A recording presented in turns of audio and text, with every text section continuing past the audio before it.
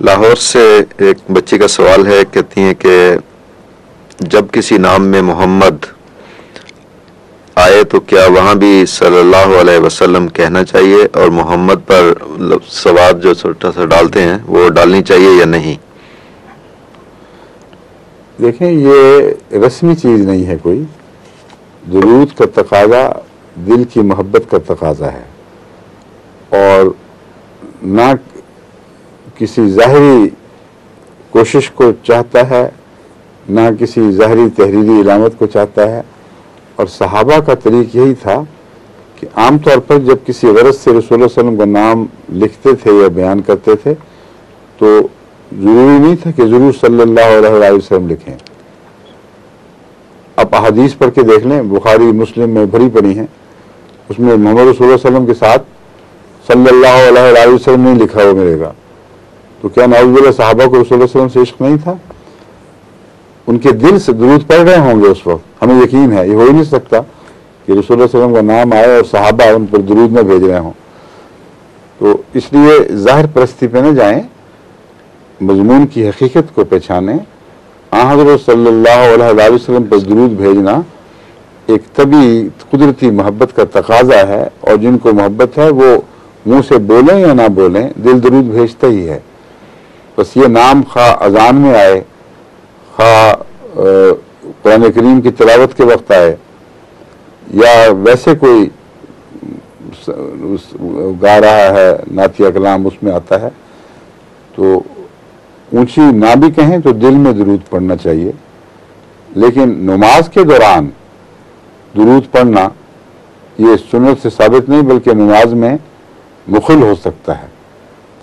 اور قرآن کریم میں یا حدیث میں کوئی ایسی وضاحت نہیں ہے جس سے ثابت ہو کہ رسول اللہ صلی اللہ علیہ وسلم نے فرمایا ہو کہ جب نماز میں میرا نام آیا کرے یا تلاوت میں تو اس وقت میرے پہ درود بھیجا کرو.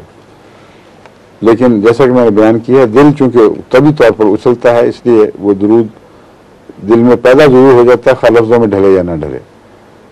جب بھی رسول اللہ صلی اللہ علیہ وسلم کا نام آئے گا تو عقیدت اور جو پیار ہے وہ از خود ایک دعا بن جاتا ہے، اور یہ بہت کافی ہے. یہ ایسی بات ہے جیسے مائیں بچے آتے ہیں تو ضروری تو نہیں کہ سارے بسم اللہ ہی پڑھتی رہیں، ہر بات پہ بسم اللہ. لیکن بعض عاشق ماؤں کو آپ نے دیکھا ہوگا کہ ان کا بچہ اٹھے تو بسم اللہ، لقمہ منہ میں ڈالے تو بسم اللہ، گرے تو بسم اللہ.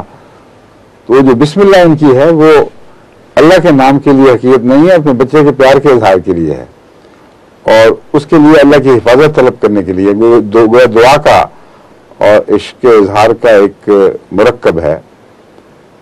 تو حضرت صلی اللہ علیہ وسلم سے جب محبت ہوگی تو از خود دل درود بھیجے گا، خواہ زبان سے درود پڑھا جا سکے یا نہ جا سکے، یا زبان سے درود پڑھنے کا موقع ہو یا نہ ہو. اب آپ دیکھ لیں کلمہ توحید کیا ہے، لا الہ الا اللہ محمد رسول اللہ. کہاں اس کے ساتھ صلی اللہ علیہ وسلم لکھا ہوا ہے؟ اشہد ان لا الہ الا اللہ اشہد ان محمد رسول اللہ. لوگ جو کلمہ شہادت پڑھتے ہیں یہی پڑھتے ہیں، لیکن اس کے بعد درود بھیجنے کا مضمون ضرور سنت میں ملتا ہے. تو اس طرح کہ جب آپ تشہد میں کلمہ تشہد کے پہلے حصے میں انگلی اٹھا کر کہتے ہیں اشہد ان لا الہ الا اللہ اشہد ان محمد رسول اللہ، اس کے بعد ہمیں کیا سکھایا؟ اللہم صلی علی محمد وعلی آل محمد وبارک وسلم انک کما صلی علی ابراہیم وعلی آل ابراہیم انک اللہم بارک علی محمد وعلی آل محمد کما بارکت علی ابراہیم وعلی آل ابراہیم انک حمید مجید. تو اس نماز نے ہماری تربیت بھی کر دی اور سکھا دیا کہ رسول اللہ صلی اللہ علیہ وسلم کا جب نام آئے تو وہاں بے شک داخل نہ کرو، مگر بعد میں محمد رسول اللہ پر درود بھیجنا بھولنا نہ. تو یہ میرا مکمل جواب ہے. اس لیے حکمت کے اور وقت کے تقاضوں کو پیش نظر رکھتے ہوئے درود تو پڑھیں، لیکن ضروری نہیں کہ عین اسی وقت داخل کیا جائے درود، اور نماز کا تسلسل توڑ کر آپ درود میں مصروف ہو جا کریں. نماز میں درود اصل مقام پہ پہنچ رکھ دیا، وہاں وہ ہے لفظوں میں درود کا وقت. باقی دل سے جو محبت اچھلے گی وہ تو خود بخود درود بن جائے گی.